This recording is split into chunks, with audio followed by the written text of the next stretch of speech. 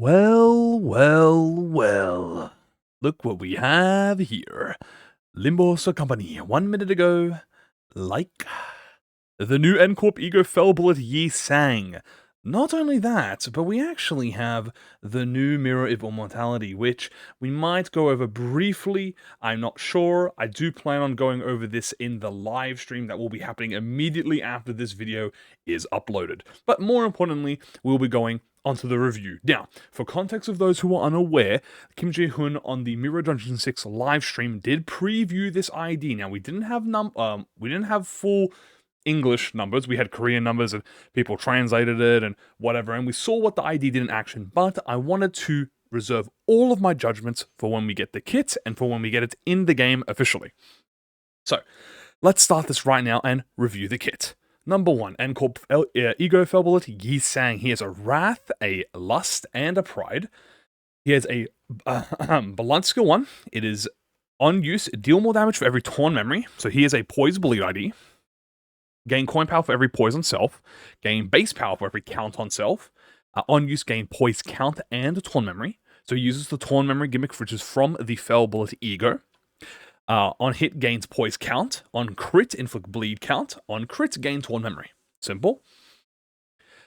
His second coin is a 2-coiner. This will deal more damage for every torn memory on self. Okay. Gain coin power for every poise on self. Understandable. And gain poise on use. His first coin will gain poise, his crit will inflict bleed. His second coin is unbreakable, which will also gain poise and torn memory, and inflict bleed on crit and gain more torn memory on crit. So he is a Blois ID. So yes, he will. It seems to be mostly he does his bleed on crit damage, and he is mostly just a poise ID. So this is going with Pequod Yi Sang. But they serve a different purpose, I can tell you that. Then we have the actual, holy crap. Okay, so now we actually have the main meat of everything, which is the skill 3. Now, this is, this is, I think, maybe the wordiest skill 3 we've ever seen, ever? This is the meat of the kit, okay? 2 unbreakable coins. Pierce. Pride. Targets the unit with the least HP. At X, torn memory primarily targets among allies as the main target. Combat start, gain attack weight for every X memory on self. On use, gain coin power for every poise. Gain base power for every count. Gain poise for every torn memory. After attack, lose your torn memories on self X SP. After attack, if this unit had X amount of memory at combat start, lose them all. If this unit lost all torn memory, and if an ally is killed, heal SP on self. Okay, the first unbreakable coin. This coin deals damage only against the main target. If the main target is an ally, activate the following effects. The main target's pierce resistance becomes fatal against this attack. Deals more damage for every torn memory on self. Deal more damage on critical hits for every poise on self. Okay, yeah, this is meant to boom. Me when I have to shoot Sinclair because I'm bored. Then we have the second coin. This coin only deals damage against the sub-targets. If the main target was an enemy, deal damage against the main target. If the first coin failed to kill an ally, one random sub-target takes damage. Deal more damage for every torn memory on self. If the first coin killed an ally, deal more damage for every torn memory on self. Deal more damage on critical hits for every poise. Deal more damage on critical hit for every torn memory. Deal more damage based on HP percentage. Based on max HP, the main target lost from the first coin. Then the actual coin is inflict bleed. If the first coin killed ally, inflict bleed and count. Okay. Already, there are a lot of people with stipulations about this ID. What's the purpose? What is all this? It's ass. Whatever. We're not done yet, so we're going to keep going. Clashable counter. So he does have a clashable counter. Pierce. 1 coin. Gain coin power for every poise. Gain torn memory. Poise and poise count. Understandable. His passive. Turn and lose all turn memory on self. Next turn, gain the same amount of torn memory equal to the amount lost. Interesting. So he loses torn memory, and he gains it back. I'm curious about why that is. He has also a secondary passive. Oh, that's his first passive, his secondary passive. If this unit killed an ally with its attack, gain fell bullets for the next turn, including this unit's ego corrosion or attacks against allies. If this unit uses its ego fell bullet and consumes torn memory, next turn, gain torn memory equal to the amount of it consumed by the end of the last turn. He has a Fail Bullet Ego passive alongside Magic Bullet. Okay.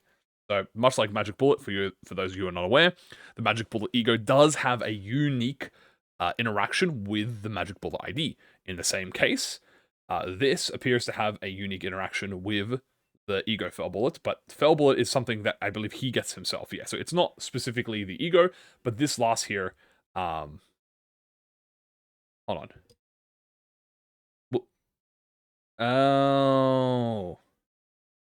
Okay, hold on. I think I might have been wrong. Hold on. Let me read the rest of this. I shouldn't be making judgments so fast. Support passive. When the ally with the slowest speed attacked an ally, after attack gain damage up next turn. If the attacked ally is killed, gain damage up for the whole encounter. You can only gain damage up to X from the effect. Okay. Then we have Torn Memory. We have the Fell Bullet, which is max stack 1. Deal more damage for every Torn Memory. On hit, inflict bleed. On kill, gain poison count. Expire that turn end. Okay, so. Let me reiterate my statements here. The passive states, if this unit killed an ally unit with its attack. So, okay. He gains the Fell Bullet, which is this unique bullet that he can consume, right? And then if he uses the Ego Fell Bullet, if this unit uses its Ego Fell Bullet and consumes Torn Memory, gain Torn Memory equal to the amount of it's consumed by turn end. So how do you activate the Fell Bullet? Is this just something that you just have on you? I assume it is just something you just get. Like, you just keep it with you. Okay. Okay. Yeah, I think I was correct. I think I'm correct. This is the Ego, because it says Ego Fell Bullet. I assume this so yeah, if you... Okay. Yeah, I was correct the first time. I doubled down, but the Fell Bullet part confused me here. This Fell Bullet is just an extra buff that applies to you that just makes you do more. So pretty much if you get kills with the Fell Bullet passive, you get poison crit. If you hit people, you get more bleed. And you deal more damage for every Torn Memory you have. Now, this has a lot of percentage modifiers. I can already tell you, when we were viewing the live stream, this thing could pump out numbers. But the biggest question is why? Also that the skill 1 is bad, but I don't think the skill 1 is really relevant because, you know, clashable counter. Typically in these kind of instances, the clashable counter, it's like Dulcinea, skill 1. You don't really use a skill 1, use a counter. I think the same thing will be here. You gain Torn Memory from there, you gain Torn Memory from there. But I digress. That's not the point. The point is people asking like why this exists, what's the point? How does it compete with Pequod Sang? Pequod Sang is batter. Batter? He is not a batter. Okay. The argument currently is between Pequod Sang and Fell Bullet Yusang, and why would I ever want to kill my allies? Well, you probably don't, but there might be instances where you could. And there will definitely be instances in the future where losing Sin... Again, remember, the whole idea is that losing Sinners is starting to become much more of a common thing that should be happening, but it is hard to pull people away from a playstyle that didn't really encourage it in the first place. So it's an adjustment. In terms of how he competes with Pequod Sang, I can already tell you, they serve two different purposes. I would not pit Fell Bullet Yusang against long focused encounters. It's not his business. He is meant, okay, for those AoE fights, like those multi-wave fights, right? Now, but like, why would you want to lose your own ally? You probably don't want to lose your own ally. Again, we need to get the game, like, feel it in person and see how long it actually takes you to gain the Torn Memory. Because I don't actually know what the limits are, and I don't particularly trust the Korean, like the translated ones. So I'm not going to know the values until we actually get there. But they do serve a different use case. I would not put Yisang. So Yisang, Pequod Yisang takes a lot to build up. Okay, he is a long build up for a large result. Okay, so large build up for a single result. I would bring Pequod Yisang if I wanted to fight a boss that was going to last more than 7 turns. Okay, and Corp Yisang I would not bring to a boss, but I would bring to maybe a story node, for instance, that has no consequences upon a sinner's death. Maybe a 0 sanity fight, where there is a more likely chance that one of your sinners might lose a clash and they become staggered. Mirror dungeons, you could bring this. Now, obviously, Pequod is typically better in mirror dungeons, but in this instance, those unfocused encounters, I feel like this is where Yisang shines. Unfocused encounters, where you're fighting 12 sets of enemies, they all hit like a brick. You're going to lose maybe a sinner or two, or you will sacrifice one of your sinners to hit an attack weight move and just wipe out 4 of them. I do think in those instances, specifically unfocused encounters, and maybe specific focused encounters, where you fight large sets of enemies, Yisang shines through more than Pequod Yisang. So again, they're not competing for each other, guys, and you got to remember this. This is in forwarding the Forward Nation. The Forward Nation? What the fuck am I even saying? Going forward in Limbus Company, characters are going to have multiple of the same status. Okay? Yisang already has this with, he has 2 syncing egos, 2 syncing IDs including his base. Not including his base, sorry. It's all about use case. Okay? And this is not a competition. This is another tool, another playstyle. Because with this whole season, a lot of retreating, pulling in, IDs, like, you want to pull people in, pull people out. It's kind of like, that's the gimmick of this season, which, again, personally, I'm a big fan of. I love the retreat style gimmick. I love pulling people from the back line and pulling them in. I personally enjoy executing my sinners on the spot with a fucking gun and just absolutely blasting everyone around them. Personally, my type of playstyle. But I understand if it's not your type of playstyle, and that's okay because Limbus Company has playstyles for everything. If you don't like this guy, if you don't like this Yisang ID, play Pequod Yisang. Also, there's a giant patch list, and I mean, look at this. Oh my goodness gracious! Yeah.